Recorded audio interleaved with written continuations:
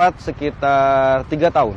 3 tahun itu masa kuliah saya semester 2 sampai 4. Saya memang mengambil stah. Saya kebetulan asli Bali, keluarga pun keluarga Bali, tidak ada campurannya. Ibu saya Bali, bapak saya Bali, dan mereka berdua Hindu. Dan sampai sekarang pun kakek saya masih menjadi seorang pendeta tertinggi di Bali.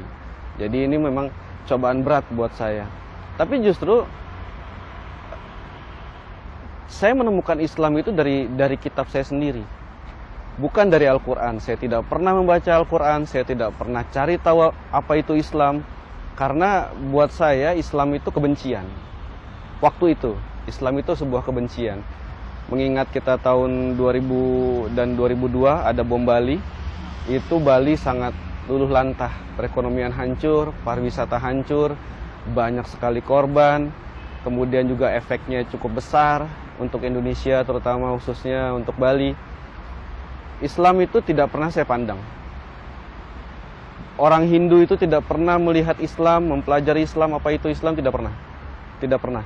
Di stah, saya banyak membaca Weda, saya banyak membaca Sruti, dan kitab-kitab pendukung lainnya di dalam Weda. Ternyata saya menemukan Islam di situ. Saya menemukan Islam di situ. Bukan dari Al-Quran, bukan dari Ustadz, bukan dari sahabat saya yang Muslim, tapi justru dari kitab Weda, agama saya sendiri dahulu Hindu. Pertama, di Weda ini yang paling penting di Weda, yaitu kalau kita bicara dengan orang Hindu atau orang Bali, pasti mengenal yang namanya Kalki Awatara. Itu banyak sekali dibicarakan di kitab kami, di Weda. Begitu dipelajari, ternyata di sepanjang atau sebanyak kitab yang ada di Hindu, Weda, kitab Weda ini, itu banyak menceritakan Kalki Awatara. Siapa Kalki Awatara, bagaimana silsilahnya Kalki Awatara, dan semua ciri-ciri Kalki Awatara.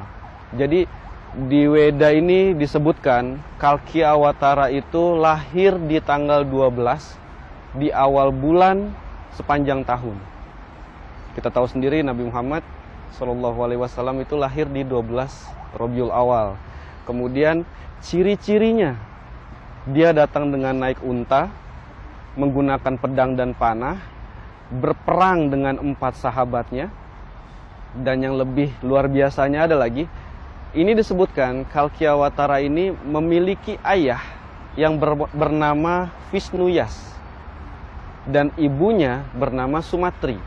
Sekarang kita punya handphone yang ada smartphone-nya, kita bisa cari translator dari bahasa Sangsekerta menjadi bahasa terjemahan Indonesia. Kalau kita terjemahkan Visnuyas, itu artinya adalah hamba Tuhan. Abdullah, ayahanda Rasulullah SAW. Kemudian Sumatri, ibunya, itu Sumatri itu bisa diartikan dalam Sangsekerta itu lemah lembut. Ibunda Rasulullah bernama Aminah, artinya lemah lembut.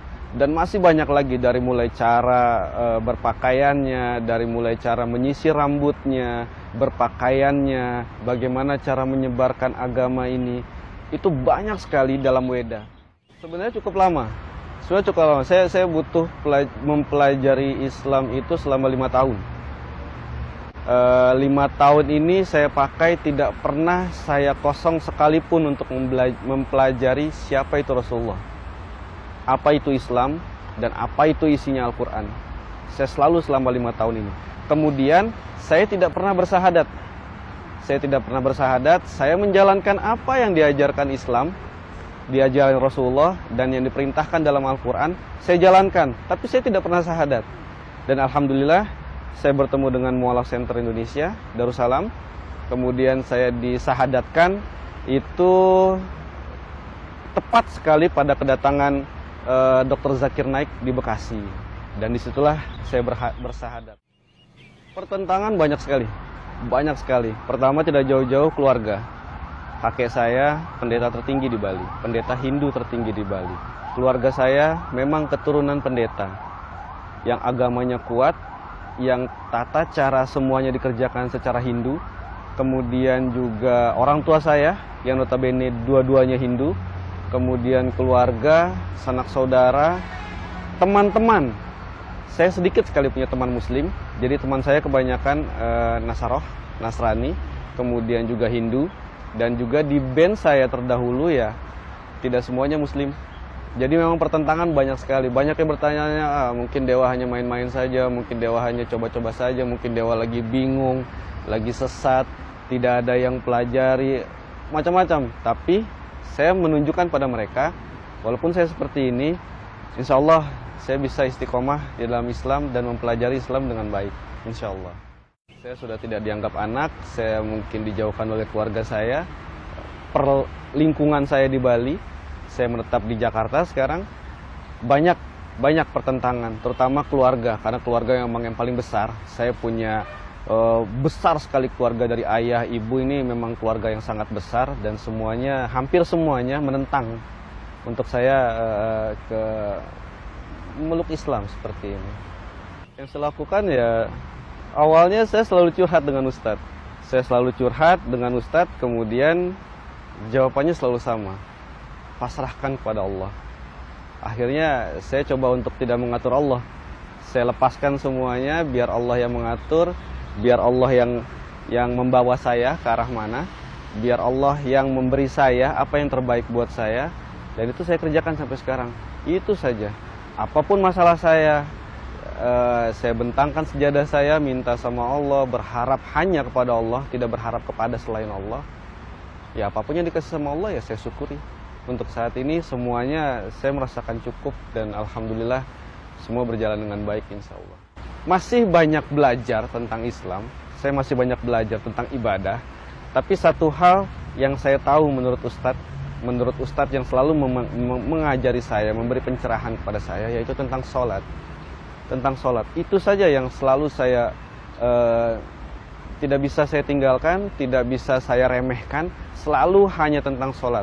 Dari situlah saya punya tips satu hal, mungkin bisa teman-teman pakai, bisa menjadi inspirasi buat teman-teman sekalian, terutama yang mu'alaf, saudara-saudara saya yang mu'alaf. Saya tidak pernah menganggap sholat itu wajib. Saya tidak pernah bilang sholat 5 waktu, sholat fardu ini ada sholat wajib. Saya tidak pernah bilang seperti itu. Saya selalu beranggapan Allah tidak akan bersedih kalau kita berhenti ibadah dan sholat kepadanya. Yang butuh Allah kita, saya. Allah tidak butuh kita, manusia. Dari situ saya berprinsip, ibadah, terutama sholat, saya yang butuh. Itu kebutuhan saya, bukan kewajiban. Kalau saya melihat kewajiban, ini saya berpikir jadi punya hutang besar, jadi punya sesuatu yang harus dijalankan, mau tidak mau, suka tidak suka, itu harus saya jalankan. Tapi saya berprinsip, sholat, ibadah kepada Allah adalah kebutuhan saya yang butuh.